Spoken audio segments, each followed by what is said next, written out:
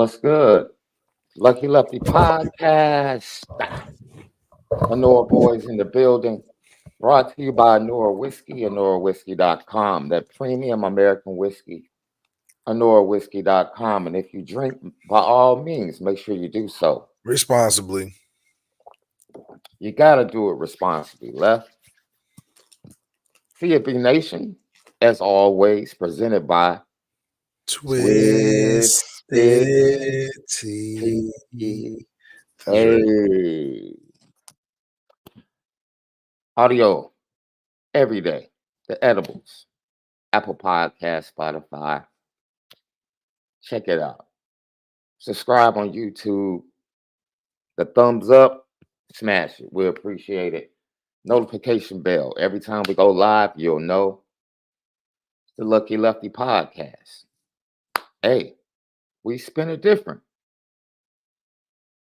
Left, I feel like we're robbing Peter to pay Paul up here in Chicago, bro. Is that right? It's the end of October. It was 80 degrees yesterday and it's 70-something today. I'm not liking that trajectory. We're going to have to pay for this in March. I'm not liking that trajectory. No, I'm not. Bro, you know how you're in the moment. You're like, yeah. And then you think about it like, oh, boy.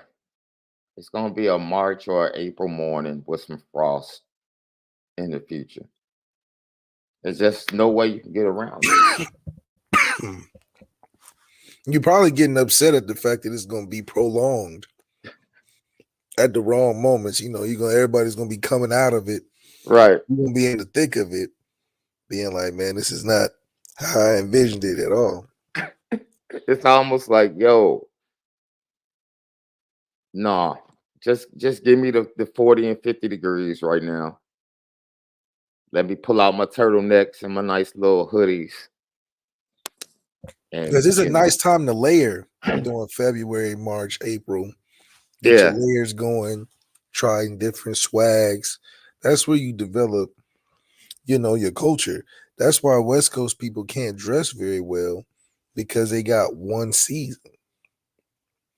You go to the East Coast, Chicago, Detroit, Ohio, New York, you see variety, you see layers, you see a lot of swag. So definitely the benefit of having something like that. But other than that, man, when it gets cold and it's supposed to be warm, it just mentally, it's like sitting at a green light and not going anywhere. Happens all the time in California. You'll be in traffic, you be sitting there, you be okay, finally the green light, and you don't even move. And it changes all the way back to red, and you just like, yeah, I'm going home. This is it. Is the traffic that bad, bro? You in the wrong places, wrong times. That's why you required to be an early bird and a late worker. Best times to get home. Or you live opposite of the traffic. So I live opposite of traffic each direction, morning and evening. Yeah. So it's a little better. Now, see, I have experienced LA traffic much more prior to baby girl going to school out there. Because now when I come, I'm staying like downtown, closer to campus. So the traffic that I experience now is really not as extensive. But yeah, I've been caught on that 101 and that 5 in the afternoon, like, yo, this is crazy. It's really an unforgiving type of crazy, because it's like there's no stretch where it's just straight driving. And so now you start looking at your GPS, it says 10 miles and it's taking 50 minutes. You got you trying to understand what time is at that point. What is really time when you that close but so far, Like, you got like a fast food joint that's 5 minutes away or 5 miles away, You go pick up your food, you know, you should be able to get right back home and enjoy your meal while it's hot. Not in Cali. You might as well eat that in the car. That's why In-N-Out tells you, do you want it in the car or do you want it to go? What restaurants are finally wising up on is when you're doing takeout orders, you put the little styrofoam boxes that have the little cuts in them. So your fries don't get soggy. I'm not gonna lie, Asian restaurants do the best job of boxing their food, especially they chicken, this, that, and the third, because they know how to put the cuts in the boxes to where your fries don't get messed up. So, Left, we're going to talk about the coordinators today. They both spoke. We put the poll out there on our YouTube page, and we put it out there on the Twitter feed. Has Notre Dame played championship defense this year? Has Notre Dame played championship defense this year? Let us know. We already have one great question about Tobias Merriweather. We'll get to it shortly. Mike, we see you, Mike, in Oklahoma. What part of Oklahoma are you from, Mike? Are you the Tulsa area? Where are you from?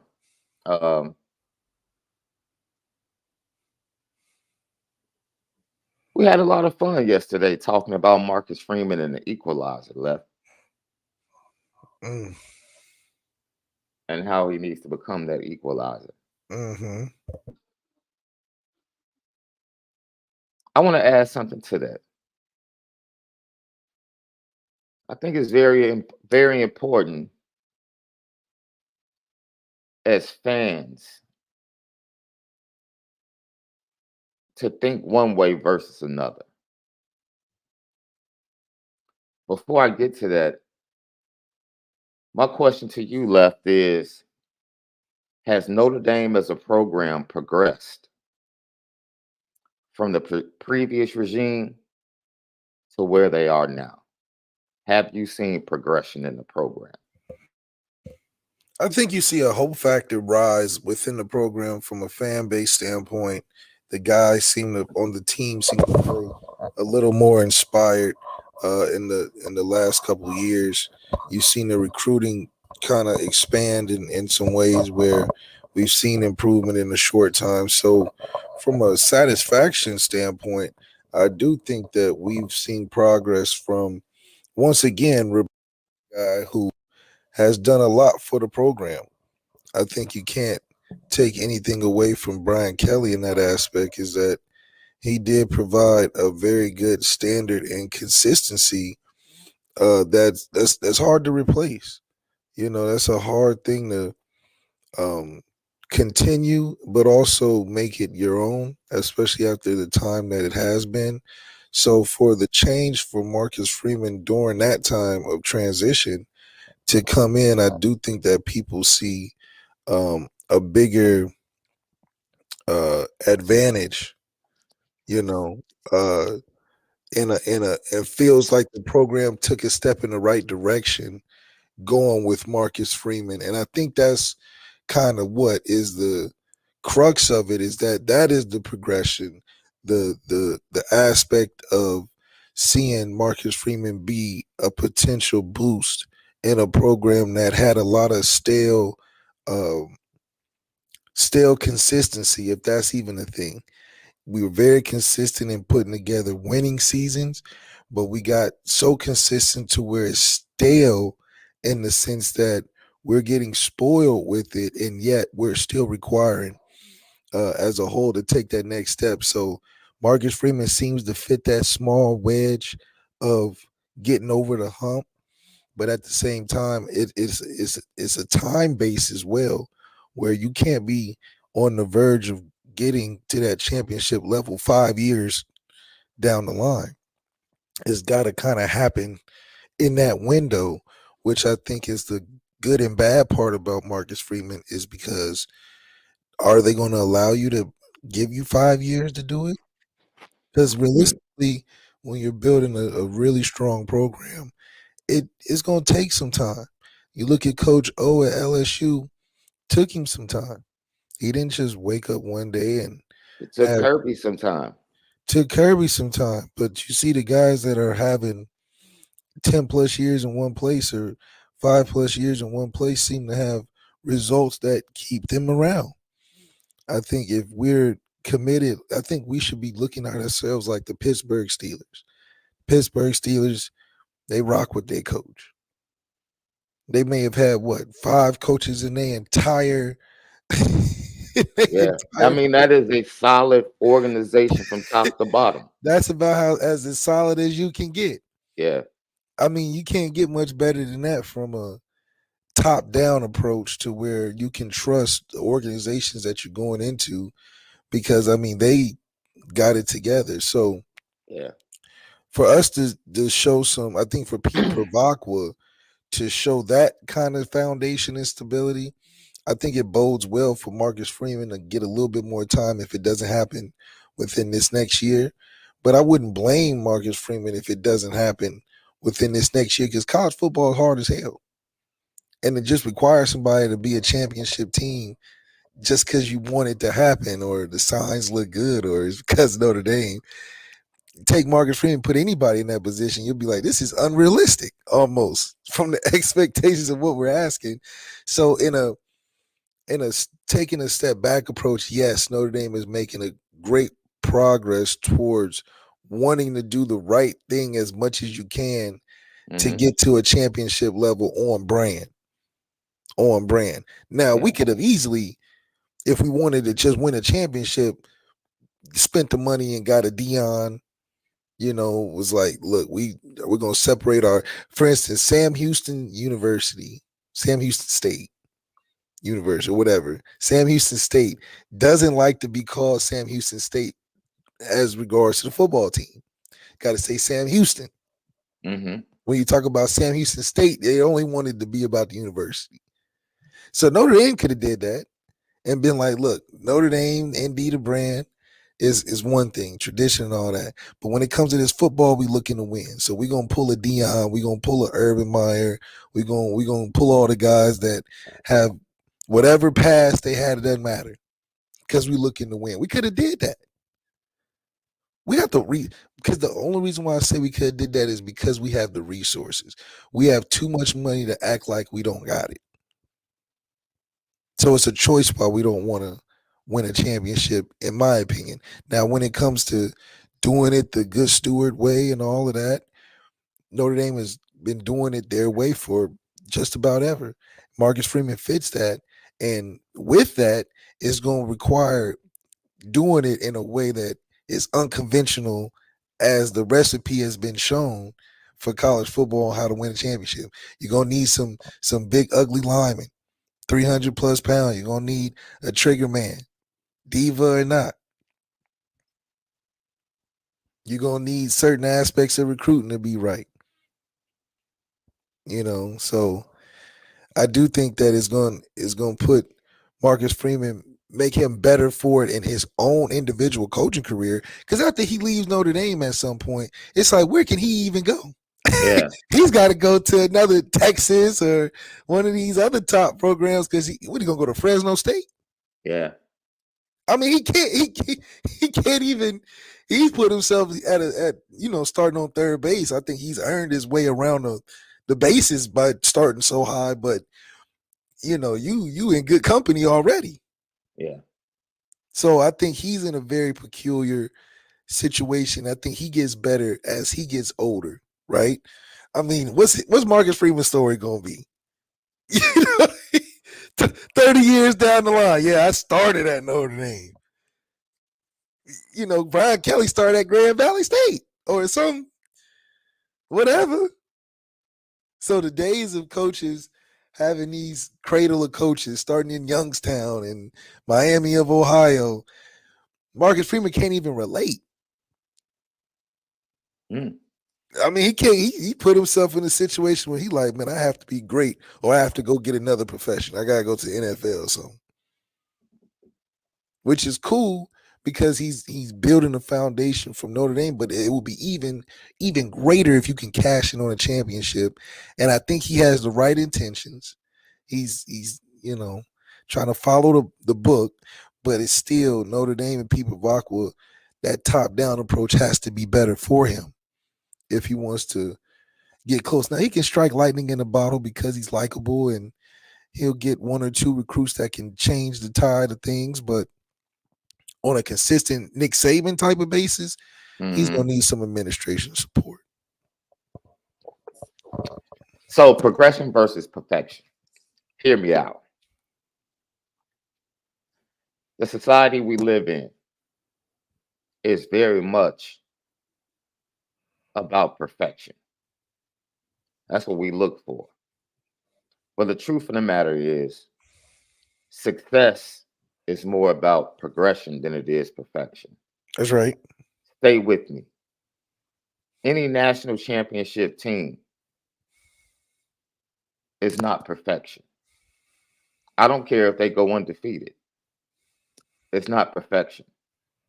If you really look at their schedule, how they played, even when they play that last game and win a championship, it's about progression. That's what all of those practices in the spring, the fall, and during the season, all of those practices are about being progressive and getting to a point where you're playing at your best. That's one of the things I applaud. And this is why I said the other day, in my opinion, before Brock Bowers got injured, Georgia was the only team, in my opinion, that had an opportunity to be a great team this year. You said Georgia was the only team. The only team, because Kirby has a formula where Georgia ends up playing their best football at the end of the year. You go back and look through their schedule, they'll mess around and almost lose to Kentucky. They'll mess around and almost lose to Missouri. They'll mess around and you wonder why they're down multiple, double digits to this team in the third quarter, fourth quarter. And then they line up against TCU and just beat them by 50 points. And that performance wasn't even perfect. It wasn't even a perfect performance. I don't even know if there's a such thing as a perfect performance by a football team. But what you watch is progression. Man, I say, I've been with my wife 32 years. High school sweethearts, about to celebrate 25 years in marriage. People like, oh my God, you guys are relationship goals. And man, you guys look like you have so much fun together. Da, da, da, da, da. And they're talking like they see perfection. But we're still progressing as a couple. We're still working as a couple, bro. And we tell people, we don't know if you really want this pain. No, yeah, I think it's Like pain for sure. what you see, do you really want what it took to get to what you see today? And that is something I think Notre Dame fans. Isn't that what Denzel said on the Equalizer or something like that? It was What's that? Anything great, you got to go through a lot of pain or something like Man, that. He said bro, something like that. bro, that's real deal. Real deal. You know,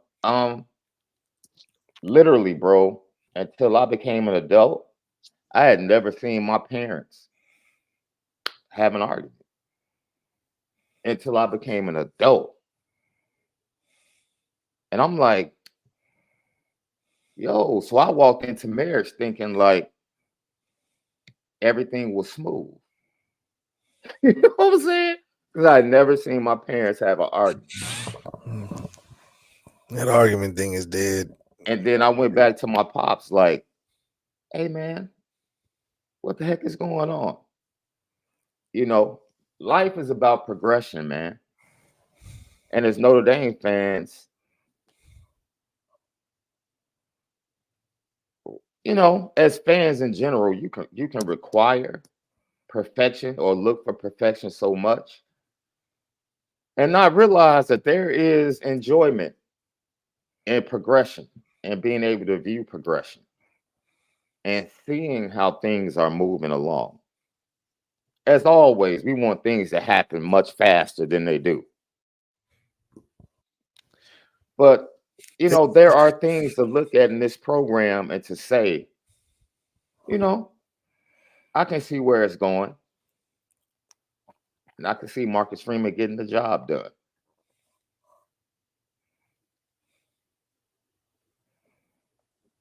Yeah, I hope Marcus Freeman gets the job done. And like you said, it requires a lot of pain to be able to sacrifice on a level like this with the Hmm. screw in need of spotlight and the expectations for him to be able to see that other side. Now that's why I say it's gonna be so interesting because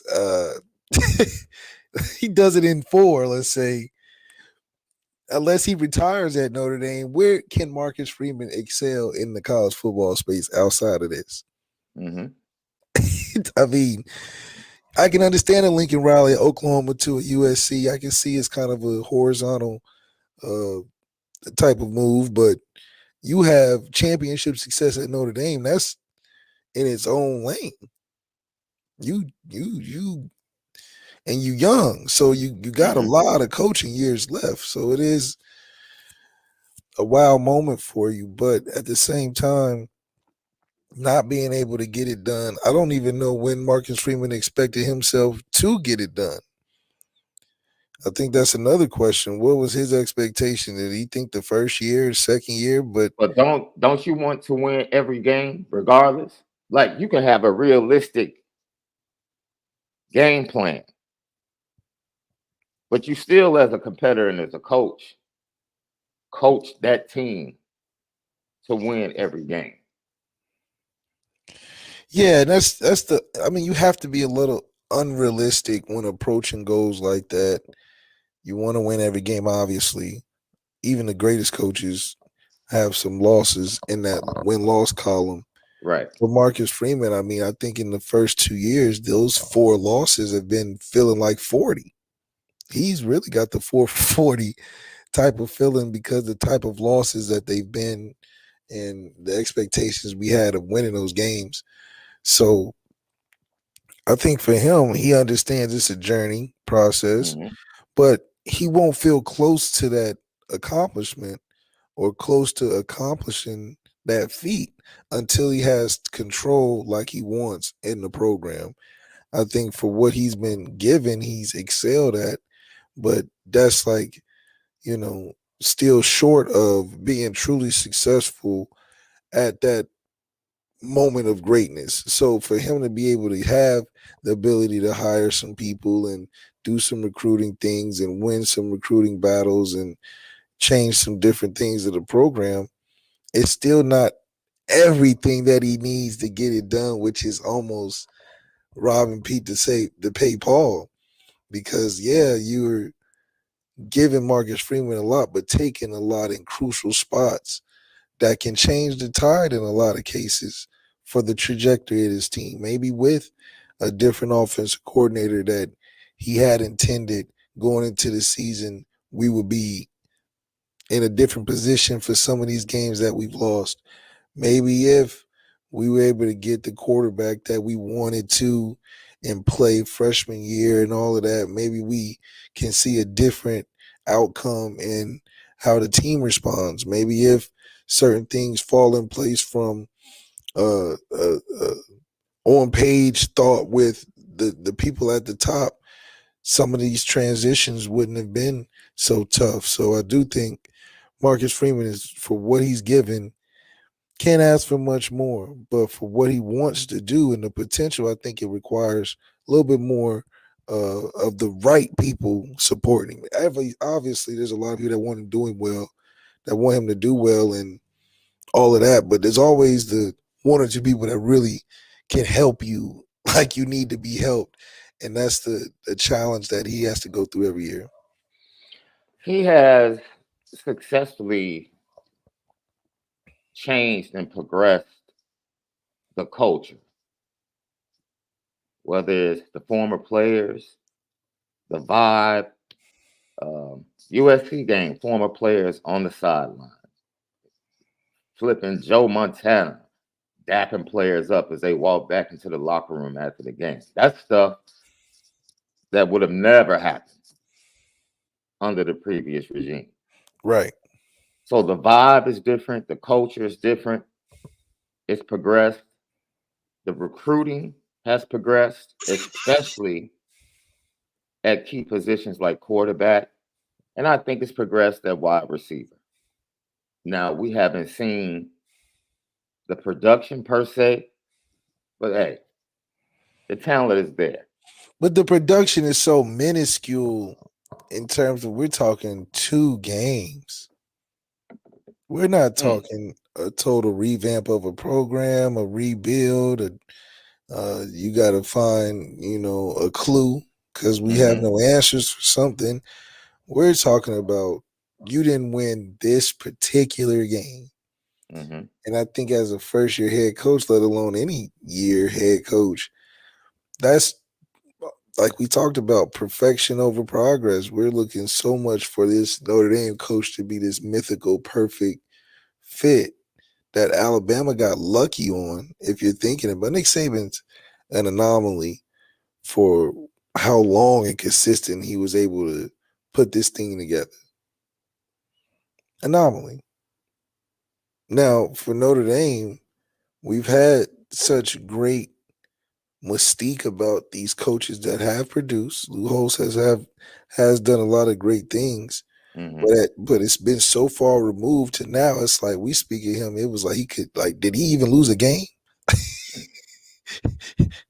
And I think that's kind of where the fan base and the culture of Notre Dame is thinking of their coach to be that next Lou Holtz impact of a guy that's like can do no wrong and toes the line, but all these guys respect him.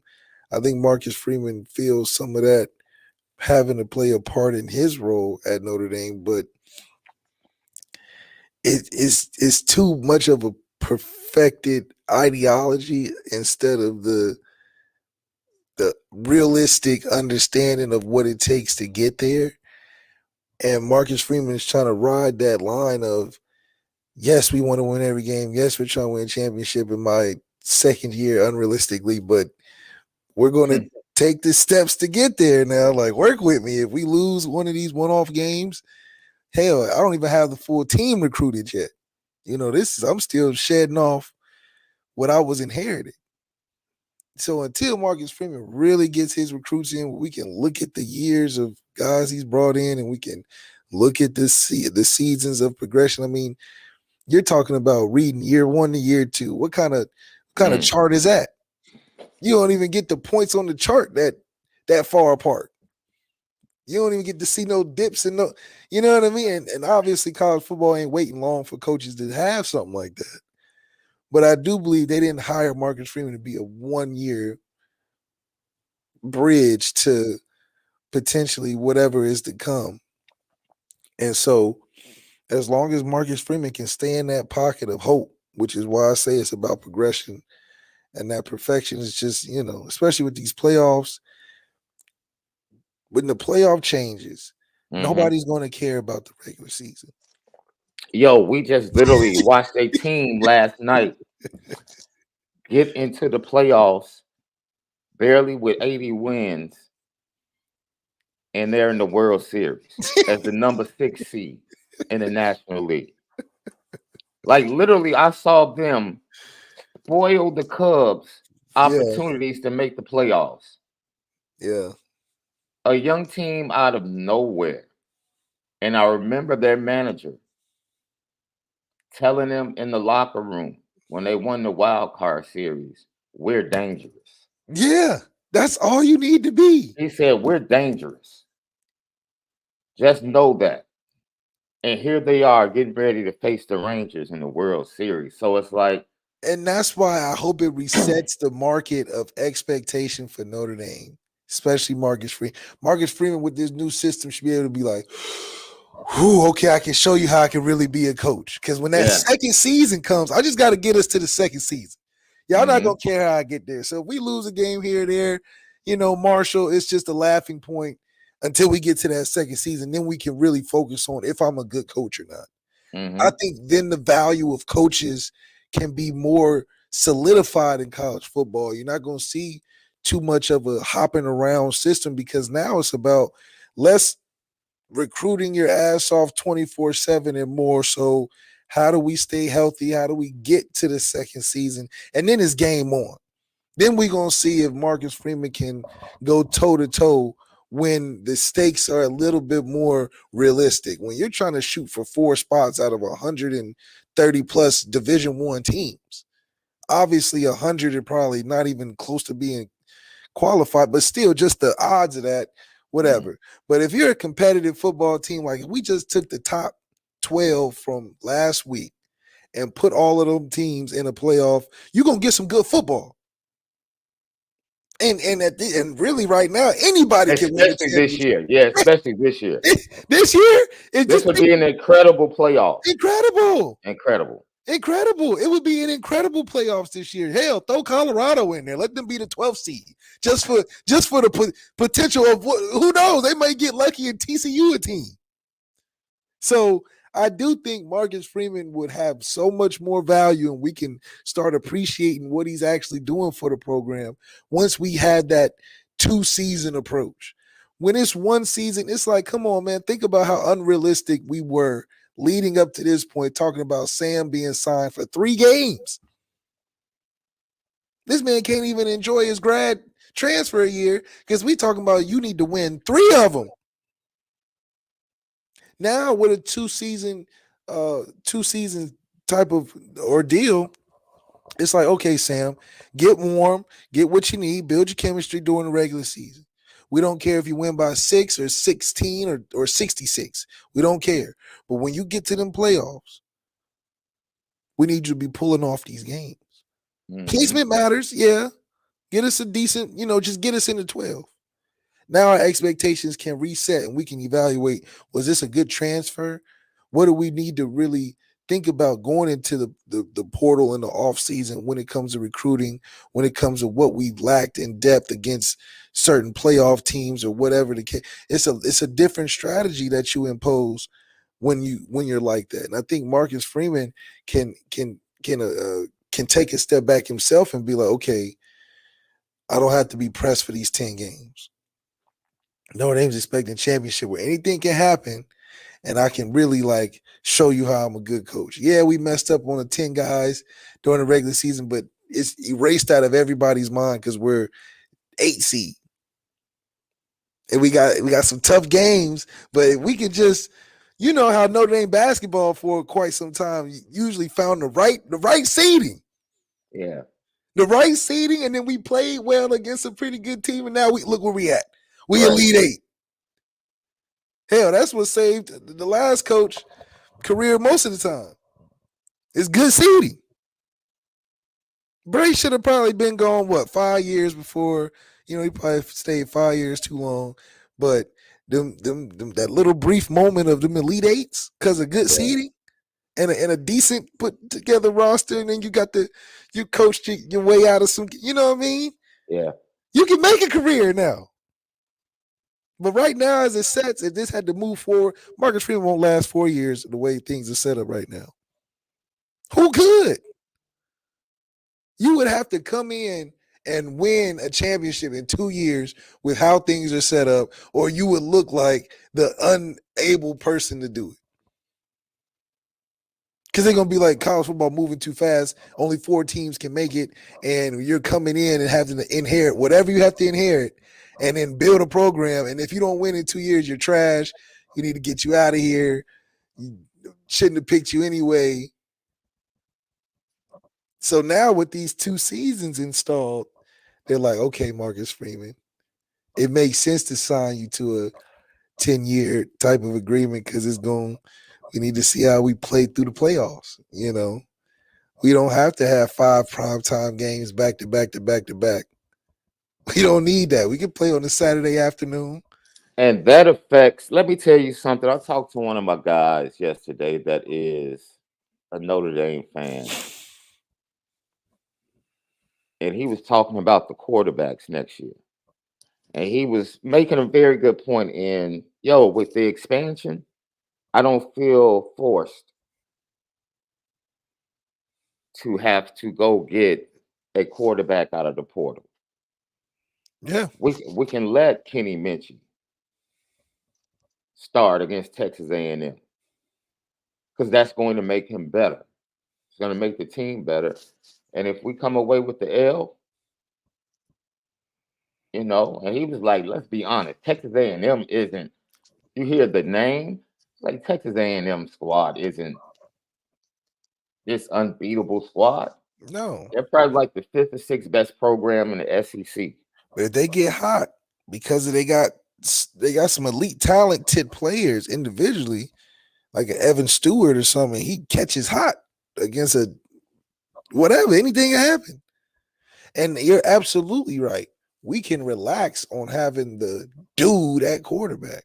It would make sense to have Sam in a 2 playoff team type of a 2 season year situation, because now Sam being tier 4 with time with the team, being able to progress games by game 12, 13, Sam is a dangerous threat. Nobody want to see no Sam that late in the season. Hell, Jack Cohn, last game of the season, threw for 500 yards. He was heating up.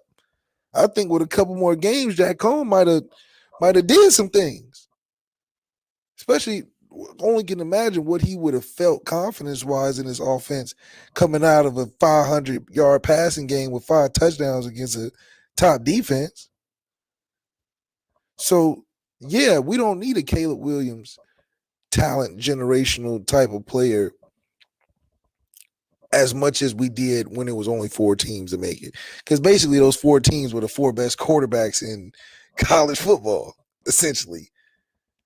Or especially for that year. I mean, Stetson Bennett was technically top 4 quarterback of the year for the season and everything included. Like, you can't deny that. But now with 12, it's like, shoot, we can take a Sam there.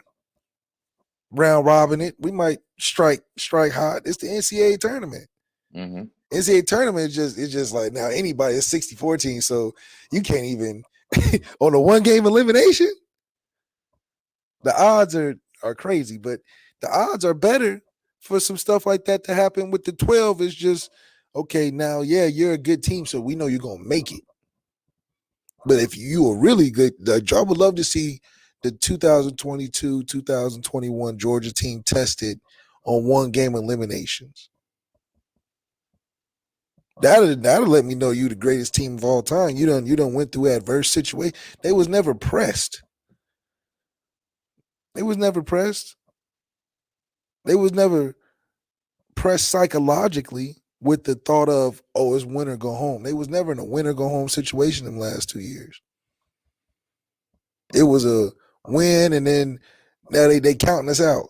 That's a little different when you making the hype, as opposed to no matter what, it's win or go home. So a team can just play good for a quarter or two and put you on notice. That Missouri game they had that was close could be a playoff type of game. Yeah, you better, but hell, you ain't make it look like that, and now you got to go play next week.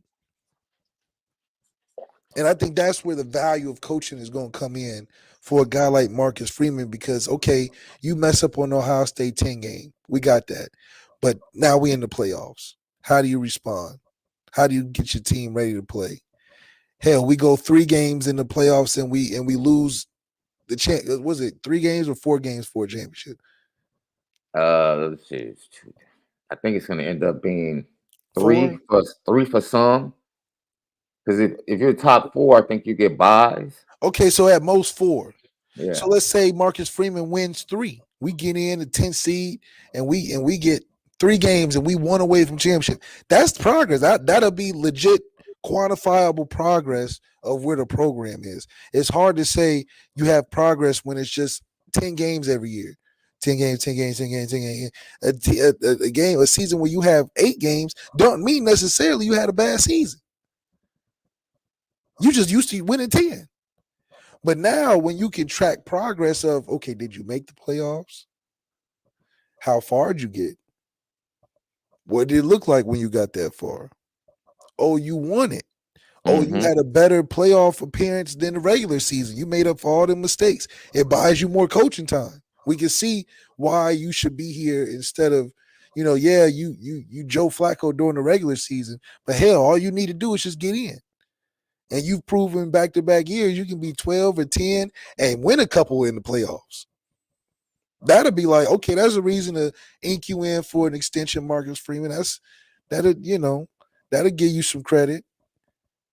But when it's just like, okay, there's only 10 games we got. You got to win all these 5 primetime back-to-back-to-backs in crucial situations. And you can't lose because we don't got no bowl game. You don't got no conference championship. So your championship is in the same season as your regular season.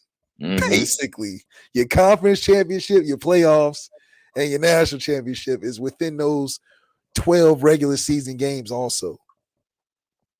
So it's a little unrealistic. It's a little unrealistic. Yeah, you're right, Left. The more I look at it. And then he said something. I said, you being a little cruel, bro. He was like, man, look, I don't even feel like Sam Hartman is one of us. I said, what you mean? Like, man, just seems like a straight up rental. He is. I said, that's what it was. I said, wait a minute. I said, look, the situation is tricky. First of all, because the dude that convinced him to come, along with Marcus Freeman, just dipped on him. Like, yo, come on, we're going to set you up. We're going to hook you up. We're going to put the offense around you. The NFL says you haven't been on the center. You need to do some other things or show some other things to prove and elevate your stock. We're going to help you do that here in Notre Dame. Play action. We're going to have a solid offensive line, solid run game. We're going to get you right, set you up right. And then on February the 3rd, oh, man, I know I brought you here, but I'm about to go to a quarterback room that's worse than this. Yeah, Sam feels like, to me, so Sam feels like the rebound. We're the rebound chick. It's like, yeah, you with Notre Dame is the rebound chick? Like, not the rebound chick, but, it's like we know you're with us because it makes you look better. Not that because you necessarily in love with, you like us because we look good, and, but now because you with us, you can get into the Soho house. You know what I'm saying? Now you with us, you driving better cars and going to funner parties and getting more attention. Yeah, you like us. But we in the back of our mind know that, you still like your ex-girlfriend too. And you didn't have real history with that. You having fun over here. You done went through pain in Wake Forest. You haven't gone through no pain with Notre Dame necessarily. You just had bad party experience. But when are you going to bring us to meet your family or come and bring us to make that synergy of quarterback team relationship? Because right now it's like you just happy to be on the parade.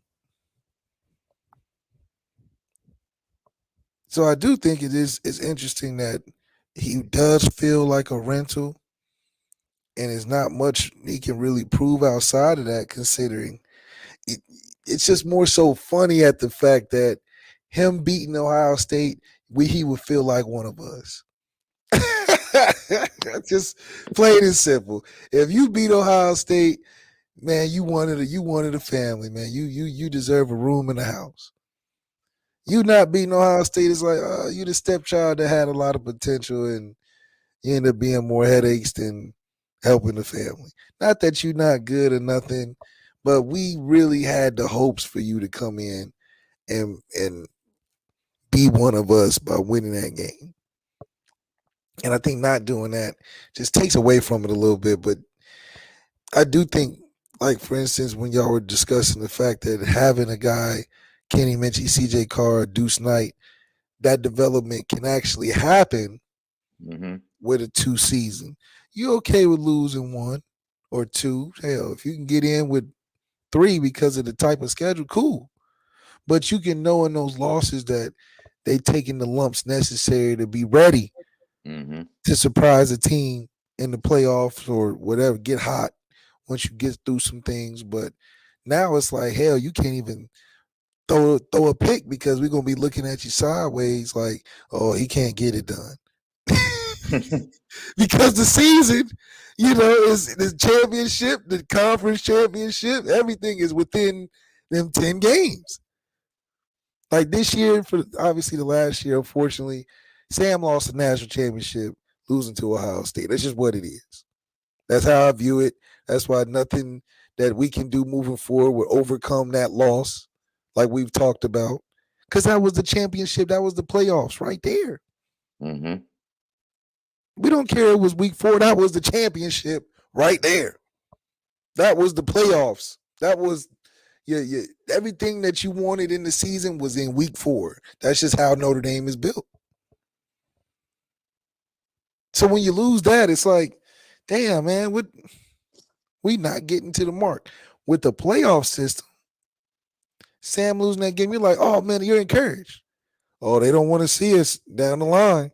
They don't want to see Big Sam on that next 4th down because he gonna run them over next time. He doesn't have that type of build to it. It's either now or nothing. So it does relax the fan base moving forward where we're not so perfection oriented.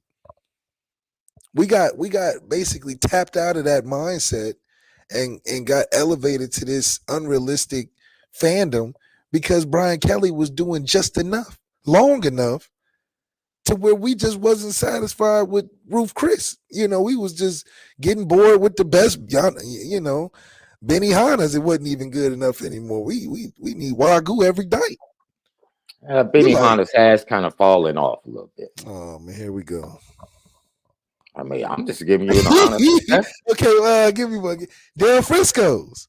You eating Del Frisco's every day. Del Frisco has a nice quality steak. It's top of the line. But when you eat Perry, it every day, I would elevate Perry's Steakhouse over Del Frisco's. Okay, see, look now you. But still, this Chicago, bro.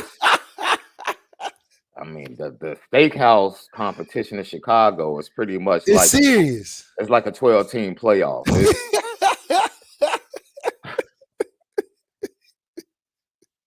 Any given night, man. I think that changes everything. Next man in, it doesn't equate anymore. That goes to the wayside. We should start saying things like development is key. You can develop in a 2-team system or 2-season team, a 2-season year. You can develop guys. You can see a record of growth. I think for everybody in college football, not just Notre Dame, because then conference championships would mean less. Thank goodness. Yeah. So the playoff. So it's like this. What's the point of a super conference when the playoff system basically gets rid of these unnecessary conference championships? And now you're just more AFC, NFC division, basically. Yeah. That's just what it's got to turn into since it's a playoff system. Like, obviously I think it works for basketball because you have so many different conferences. So you need a conference championship to send your best, however many from that conference. Football, it ain't that many to where we need a conference championship because it's 12 teams and only now 2 or 3 even P4 now, essentially. So you don't need conference championships. You need hardened schedules. I think that would make the more sense for USC, UCLA is that now the schedule is just harder. Mm. as opposed to it being so much a regional thing. And then now all these teams have schedules like Notre Dame. So now we'll see, okay, we playing everybody damn near. Now when we go through the regular season, okay, you get to gauge things, but the playoff system is what's going to matter the most.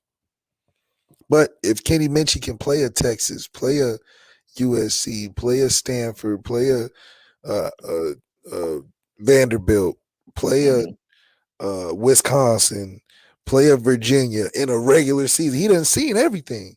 So now he done developed, he done took his lumps. Now Kenny Minchie, redshirt sophomore year, is ready for the playoffs. Now we can see if he's truly developed. Hell, we even throw a quarterback competition in there because it's a new season. You can evaluate two quarterbacks in the regular season, play CJ half the year, play Kenny Minchie the other half, and then playoffs, we go with the hot hand. I mean, there's many different ways you can do it constructively, but having your playoffs and your conference championship and your hopes and dreams and NFL aspirations and all in just it could be by week 4 of the season. It's very disheartening if you don't win that game. I mean, that's why we were so salty about the Ohio State loss.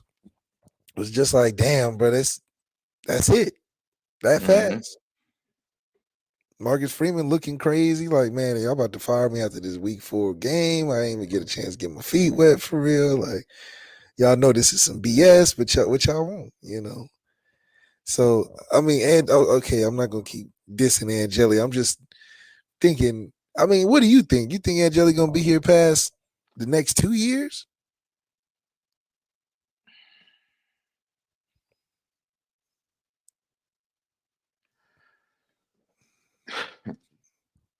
How can I say this?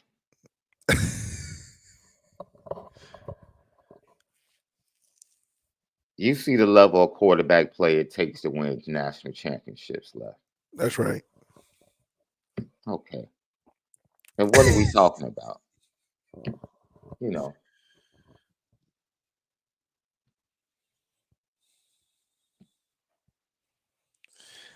We give updates. You heard Marcus Freeman talking about Kenny Minchie. You heard the offensive coordinator talking about Kenny Minchie. Man.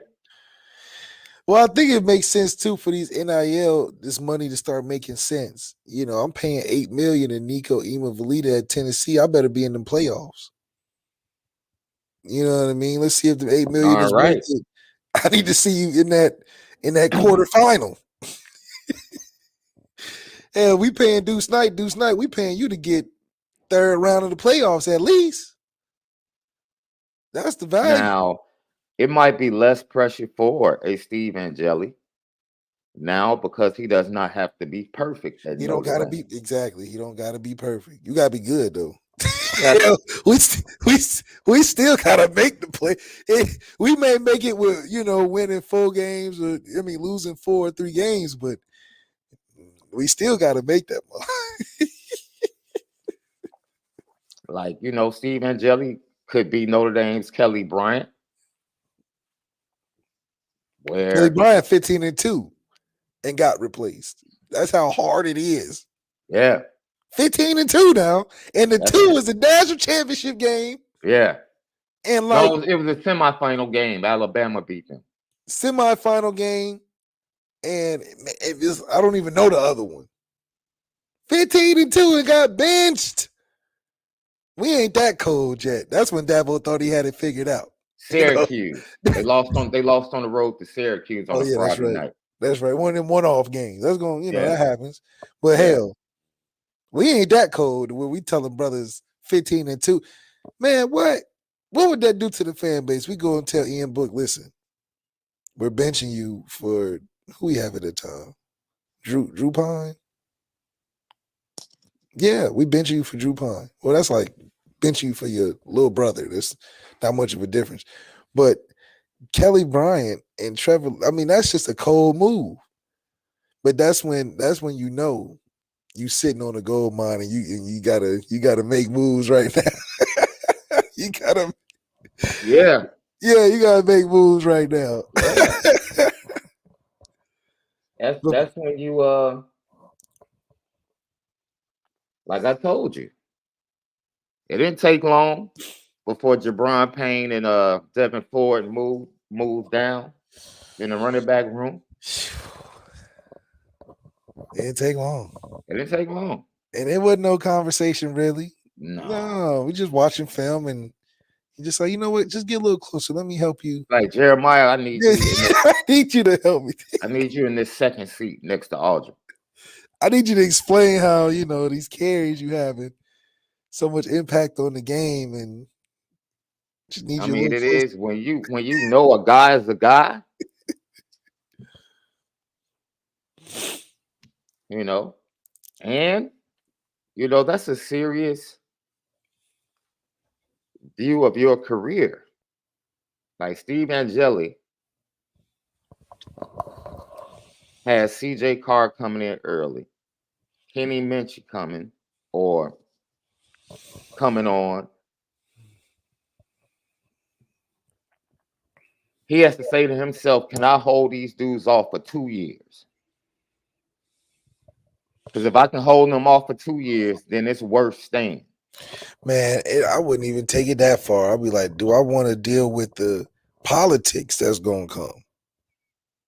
Do I want to deal with them jerking me around, testing the waters with other dudes, not focused on putting this offense around me in the offseason to get me ready when I got to look over my shoulder because they interested by the new toy they recruiting and bringing in? That's the question, because I think it's less about him being able to do it, more so is where is the team moving? When you get past high school, it's about where is your role in the team that's moving along. And I think Marcus Freeman last year gave you a perfect example. He said, listen, this team is moving in this direction.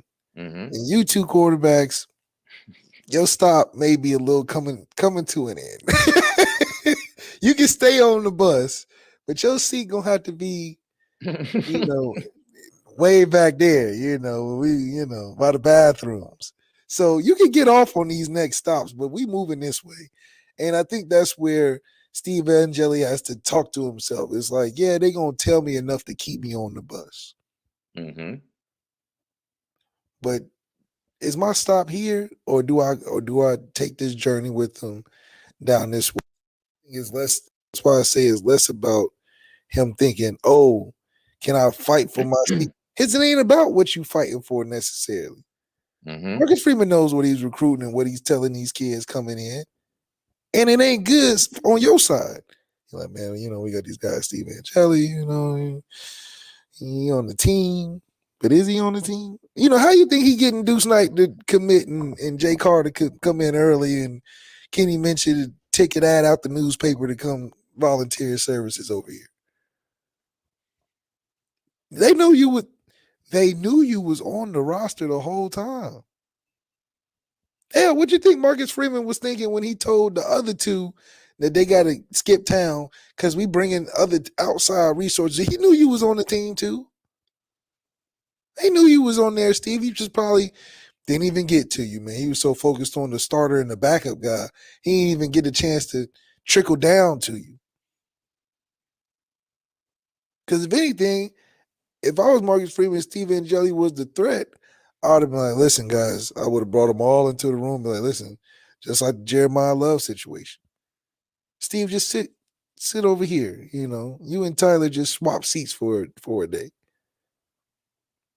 I mean, coaches know. So I love Steve Angeli for his fortitude and sticking around, but who are you doing it for? That's the other question. Yeah, you got friends on the team, but hell, I want my friends to see me playing too. Yeah. So who are you doing it for? If you doing it, think about Drew Pine. Drew Pine could have stayed. But Drew Pine said, enough of this. He got that little taste of playing. He saw his name flash on that ESPN ticker. He done seen himself throw a couple of touchdowns. He done played in some games that were big and won some things. He's He still said, on I, the bench. I, He's still coming off that bench. he coming off the bench, but at the time, he's like, listen, what am I sitting for? What would I sit for? I'm trying to go play. He's at a better party school. Hey, man, listen, he got his degree. He done played his one season. And now he's at a school with just totally different optics. So we probably see Jupon right now. He probably late to practice. They probably calling around to find where Drew is because he done lost his, just because it's such a drastic difference between the two places. Yeah. Facts. So do we think that he cares about playing? Of course. But is he happy where he's at more so? Absolutely. Absolutely. Lucky Lefty podcast, man. So take progression over perfection. Moving forward. That's pretty much we spin it different. All right, we're back. Time to talk about the coordinators, what they had to say. CFB Nation presented by Twisted Tea. That was a lazy scratch, but you know. That's right. NBA season back in full effect. Left. You still think Zach LaVine is equal to Devin Booker? It's early. Early, bro. It's still obvious. Yeah, you know. I know who's obvious. That boy Yama. That's the alien. Man, he out there making it look like. I'm like, I know y'all acting like y'all can't steal it from him. When I saw that dude nutmeg another dude, I said we would have had to fight in the back. I can't have a 7'2" dude nutmegging me, dude. He's 7'4". Yeah, we got to fight in the back. You got to meet me in the tunnel. I don't like the comparisons to Bowl and all. I think he's way more skilled than that. Okay, I wouldn't even say maybe way more natural. I mean, how would you describe it? He plays like he's 6'1". He plays like he's 6'1". I mean, it's yo. Everybody wants to be a guard, dude. The game is different. But he's more than a guard. He's got all the moves Giannis wishes he can have. Damn near same moves as KD, just bigger. Yeah. And he play defense. Yeah. And he can move his feet. You know, he ain't no.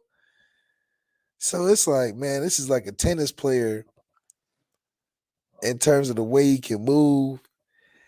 He got deep. That's what I'm like. Does he have handle or dude's just afraid of him? I don't think dudes are used to it. They have to get used to him. Yeah, they gotta get. Because no, bro. Once they get used to him, you know.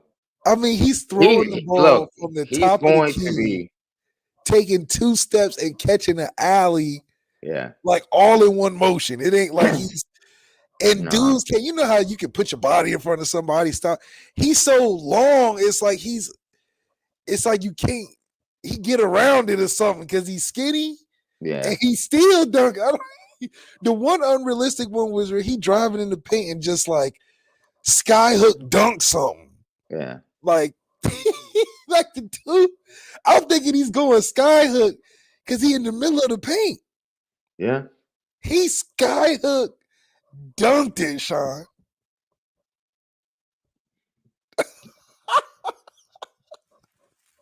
It's all fun until he has to play Jokic.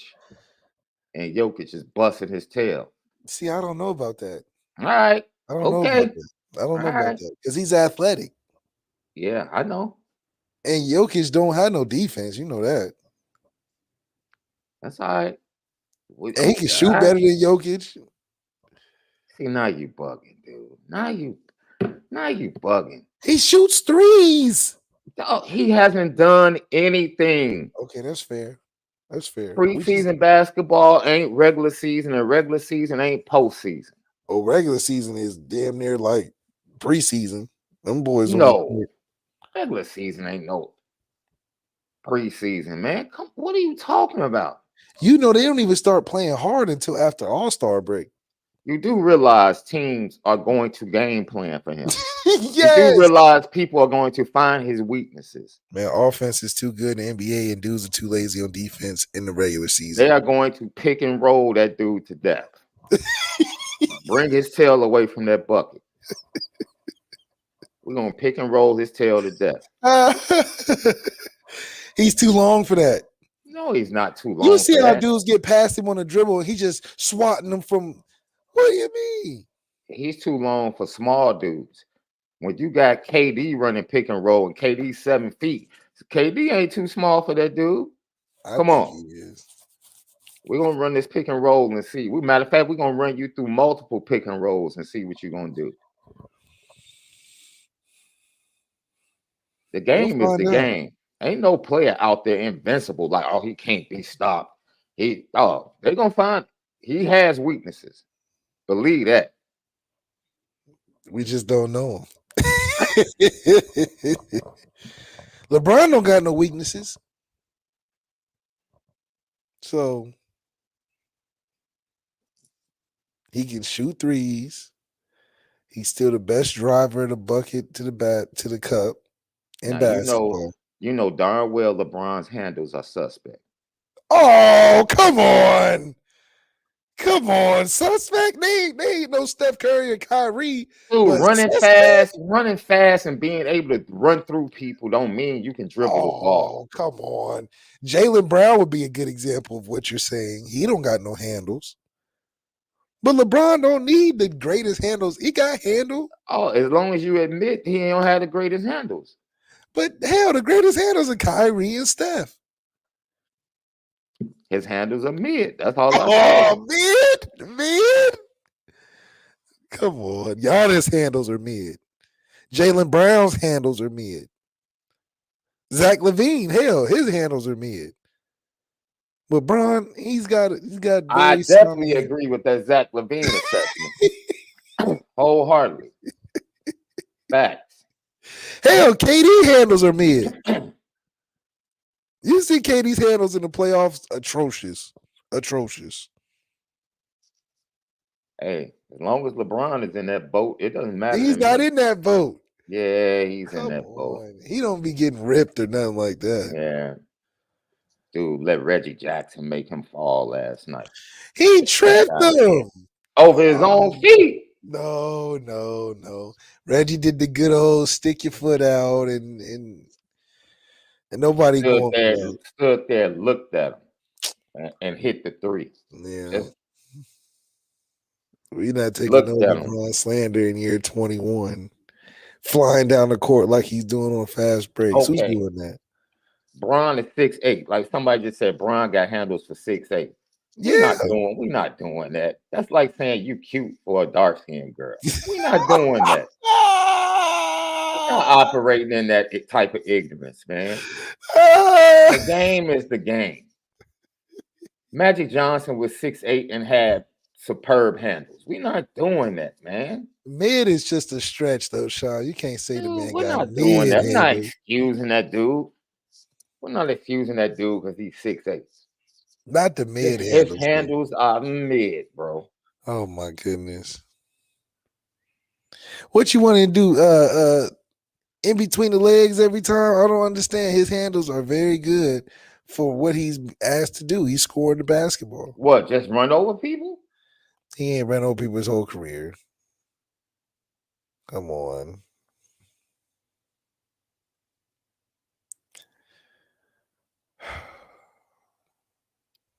That whole mid for 6'8". No, we're not doing that.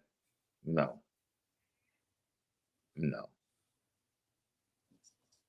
We're not doing that, bro.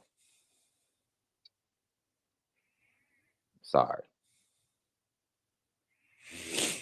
His handles are sketchy, and it's okay. That's all right. Like you said, he doesn't need Kyrie type handles. Kyrie at his size does need those type handles. That's true. To do what he does. So Let's get to it, man. Al Golden, man, was asked about this Pitt team and the challenges. And Al Golden, before he got to Pitt, this is what he had to say about the time off and the defense. Which we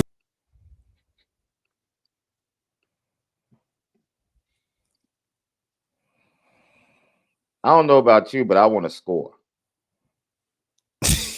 I want to score.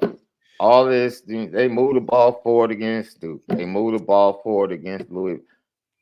I want to score. That's what I'm talking about. I want points on the board. Moving the ball forward, really? We've reduced the basic coach speak to baby talk. We want to advance the football. To where? To where, Jared Parker? Maybe that's where we find our disconnect. You just want to move forward into oblivion. An offense in total, how you're going day to day building this offense to be effective. Yeah.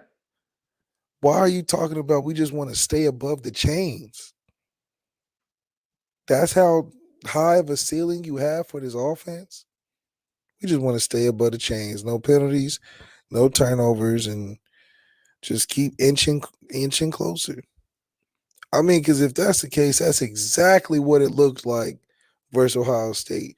No clock awareness, no sense of time or nothing. We're just, whenever we get it, we're just going to inch forward the entire time. No sense of urgency, no sense of we need to score right now, have explosive plays. We're just trying to inch forward. And that's exactly what it looked like versus Ohio State, which is my problem. Is that what you're saying, Jared Parker? We can do that every game. Doesn't mean we're going to win. Yeah. You, in your mind, in my opinion, you probably thought we did everything we were supposed to do in that Ohio State game. In my mind, I'm like, why are we in this game with 14 points? We didn't do everything we were supposed to do in this game because of what it took to win the game. That's why I don't know if he's going into it trying to win the game or trying to just move forward. Because when you're trying to win the game, some games you got to go in there and score 50 points. Some games you got to score just enough. You got to keep it close. Some games you got to support your defense. Some games you got to go fast. Some games you need a time of possession. You just got to find what game is based on what you need to win, not just moving forward. Because, in my opinion, the sense of urgency affected offense and defense. No sense of urgency on 2 plays to get the right men on the field. That's no sense of urgency.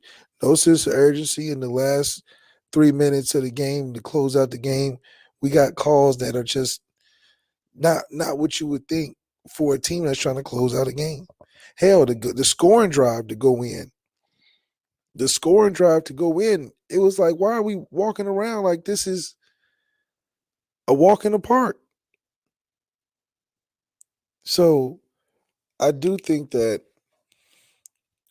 he understands what Marcus Freeman wants now in terms of a physically tough football team, mentally, physically tough football team.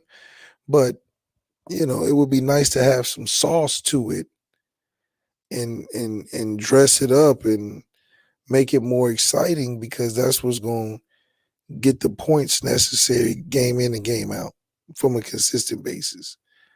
You don't want dry spaghetti. Well, look at this.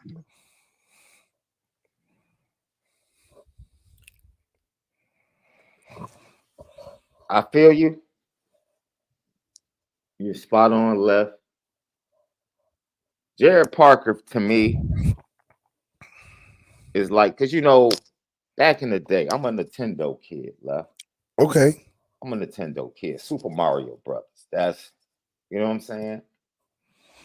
And you know how you had certain people, like I would skip worlds, bro. If I found a shortcut, because Zelda was my other game. If I found a shortcut to get to like the 4th world and I didn't have to go through the 3rd world, You taking it? I'm taking the shortcut, bro. But you got this one dude in your crew that want to stay on the sticks because he got to go from 1-1 to 1-2 to 1-3. It's like, man, what are you doing? Take the shortcut. Yeah, is he trying to beat the game or not? Dude, exactly. That flipping the game is the goal. Flipping the game as fast as you can is the goal. That's the goal. Right? Scoring points is the goal, bro. It's 2023. No one, these 15 play 8-minute drives. No, dude, no.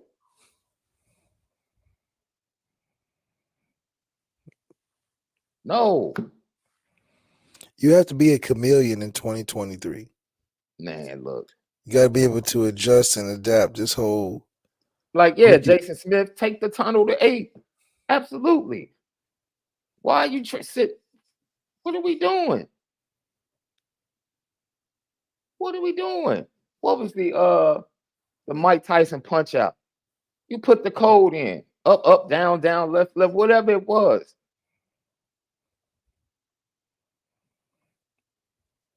And it goes back to what we said yesterday about finding a competitive advantage. These teams ain't waiting. These teams are like, oh, we can take this avenue to get this better to help the football team right now. It's a risk we'll have to take. You think in the back of their minds, Michigan is sitting at home being like, we didn't have any idea. This is just so crazy that they're accusing us. They're probably like, damn, we got to find another way. They probably actively trying to find another way right now. Facts. Because they know they got to play Ohio State. You think they just going to be like, you got us, guys. We'll play this clean. You know, we'll ruin our 3-game sweep of Ohio State and getting Ryan Day out of here. So, no, they probably got drones now. Who knows? So, you don't have – this is what I don't like about sometimes that people do. They like to take the morally valued road and think it's going to result in something greater. But let me tell you, not everybody lives by the same morals. Man. So, yeah, it sounds good that you're doing it the traditional football. We just want to move the ball forward. Progress. Yeah. You know, we want to do all of that. Man. But are you trying to win the game and score points, or are you just trying to prove a point? Yeah, there needs to be physicality at every, particular level on your team. But there's got to be a level of strategy as well.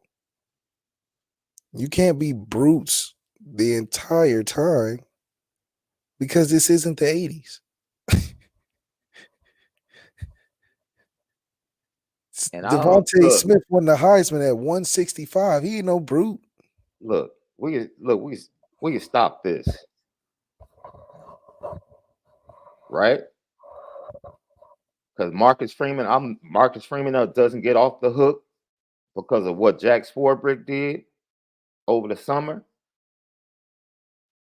Marcus Freeman has a job.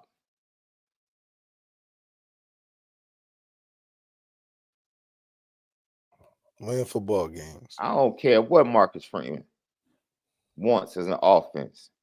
Jared Parker has a job. That's right.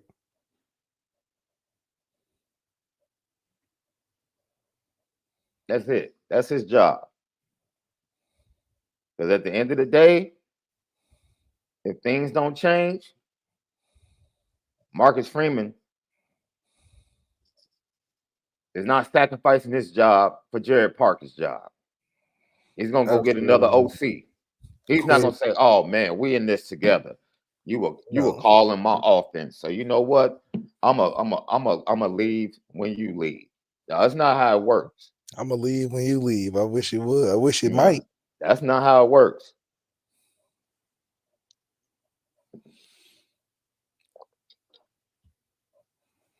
But I think Jared Parker has gotten a fair enough shot. I don't think we've mistreated Jared Parker and his opportunity at all. So if something were to be in a change of direction, it wouldn't be like we're doing a disservice or we're going against him. I think it's just You got an opportunity and it just didn't work how we had the expectation of, and we go in a different direction. Yo, it is what it is, man. It is what it is. And I don't expect any offensive coordinator or coach to just come out like you pointed out with Al Golden. Like, he doesn't give us much, but you can tell that he's focused on preparation and having his defense ready for every opponent. You can still get something from Al Golden. What are you getting from Jared Parker? You don't have to tell us what the game plan is. Your head coach just came out 2 days ago and said, yo, we taking shots this week. He said that? No, we ain't taking no shots this week. What are you talking about? Why are you trying to back up when the head coach jumped out front two days ago? Yeah, that's what got me. That's what got me. Yeah. The head coach came out, look, hey, this week we taking shots. You know why? Because they have aggressive defensive backs that like to be nosy and take chances. And it's like, man, don't shy away. Don't shot. You have to take shots against these dudes. It's not a secret. You're not going to surprise them. And Jared Parker's trying to keep it like top secret. Like, oh, no, we're not taking shots. He said that. Come on, man. You're not confident in what you're doing when you say stuff like that. Because why are you trying to hide? It's 2023. There is no hiding. You got teams that are trying to steal your signals. It is no more hiding. So if anything, you go in there and be like, Coach Freeman is excited just like I am. I'm excited to see what we can do down the field because it's provided to us. It's provided to us. So I would say, okay, we haven't had great success yet, but we're gonna have some chances this week. And Marcus Freeman is just right. We're gonna see what's down there. Hey, we taking shots. We're gonna see what's down there for sure. Coming off a bye, yeah, we taking shots. That's it. That's it. You acting like we twisting your arm, Marcus Freeman or Jared Parker, or we done showed them the play call sheet or something. I'm like, work with us.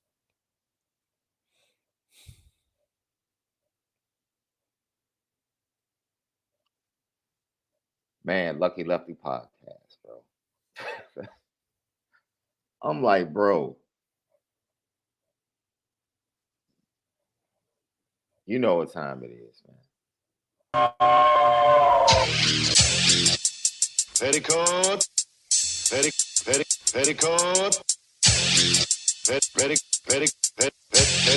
Petticoat junction. It's time to get petty. Oh, we did a good job executing. Are you upset with something? And fire up the Petticoat Junction train. I just don't like you. You don't? No. What is today's petty history? Petty Junction.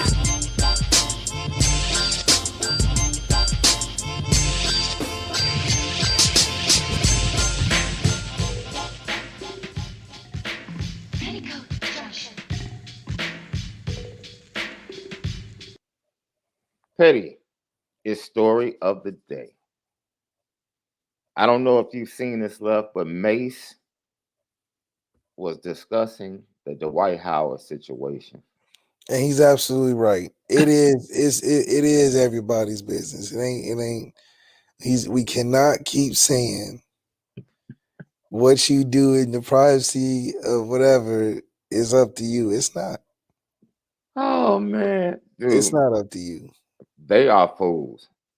Him and Cameron, they're just flat out fools. But I had to put Mace on the petty train.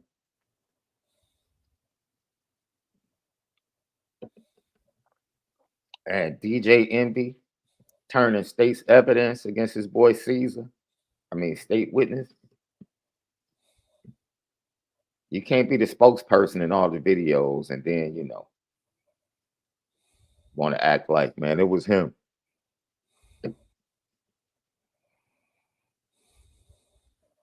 I'm just saying, Left. What'd he say? How can it be consensual when you surprise the person? You can't surprise somebody and say it's consensual. It's consensual. Yeah, it's crazy what's going on out here. I think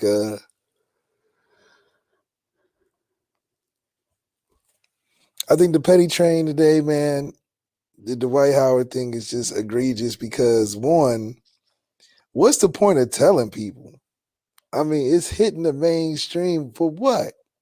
That's why it matters. You can't keep saying it don't matter. It matters because it's causing disruptions in people's lives. Yep. That's it. Oh boy. And DJ Envy, man, that's also really funny how they keep playing all his videos. It's like, oh man, you're going down. You're going down, fucker. Hey man, have a great day. We'll see you guys tomorrow for another edition of the Lucky Lefty podcast, man. Have a great one. Spin it different.